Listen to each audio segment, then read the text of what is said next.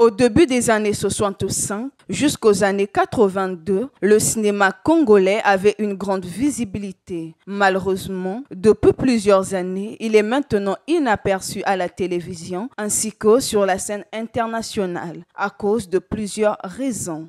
Quand nous créons l'ONACI, l'Office national du cinéma congolais, les choses commencent un peu à ne plus être comme on le voulait. Parce que quand l'ONACI arrive, en ce moment-là, avec un peu le côté un peu révolutionnaire du pays, les responsables de l'ONACI oublient totalement quel était l'objectif principal de l'ONACI dans ces années-là. Quel était le principal?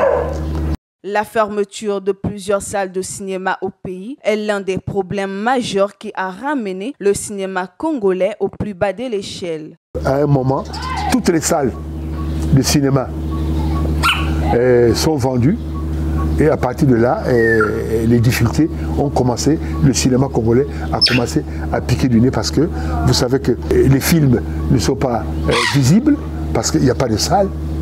Et là, ça a été la grande catastrophe. La formation des jeunes acteurs dans le domaine du cinéma est l'une des préoccupations du premier cinéaste congolais. J'avais demandé personnellement que, ayant appris qu'il y avait une filière art au niveau de l'université, j'avais sollicité d'être reçu par les professeurs qui donner un peu ces cours-là pour qu'on essaie de discuter avec eux, voir un peu jusqu'où ces étudiants peuvent aller et quelles sont les chances qu'ils ont dans le médecine. Le problème, c'est leur donner cette formation et leur donner aussi la chance de pouvoir faire ce travail et que ce travail puisse être vu par tout le monde et qu'eux aussi, ils puissent en bénéficier. Pour assurer la relève dans le cinéma congolais, il faut associer des mesures d'accompagnement efficaces. Pour que cette relève-là puisse avoir des effets positifs auprès de la jeunesse, il faut qu'il y ait des mesures d'accompagnement. Il faut qu'il y ait des mesures d'accompagnement. Si le cinéma congolais souffre, c'est parce qu'effectivement, il manque, à côté des efforts faits par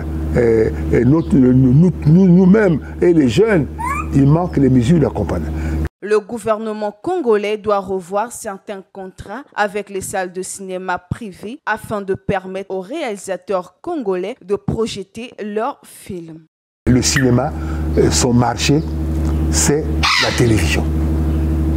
Il faut que le gouvernement, il faut que le ministre de la Culture, le ministre de la Communication, au moins ces deux ministères, puissent comprendre que si nous voulons que le cinéma congolais soit visible, que sa relève existe, il faut qu'il y ait une implication du ministère de la Culture, du ministère de la Communication.